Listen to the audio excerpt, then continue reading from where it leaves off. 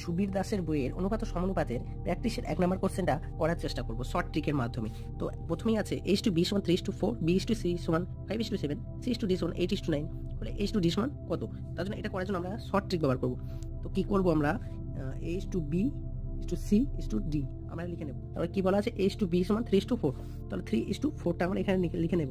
তাহলে এখানে পাশে 4 আছে, তার জন্য এখানে 4 লিখবো, এখানেও 4 লিখবো। তারপর b/c সমান আছে 5:7, b/c সমান 5:7, পাশে c 7 আছে, তার জন্য 7, 5 এখানে পাশে 5 আছে, তার জন্য এখানে 5।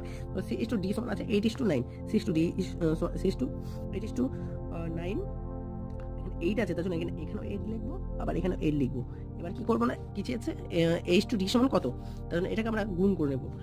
আমাদের কি উত্তর চাইছে, h/d সমান কত, তার জন্য আমরা শুধু a আর d টা বের করার চেষ্টা করবো। তার জন্য d টা গুণ করবো, 4 7 28, 28 9 252। আর এখানে কি আছে, 3:5 মানে 5 থেকে 15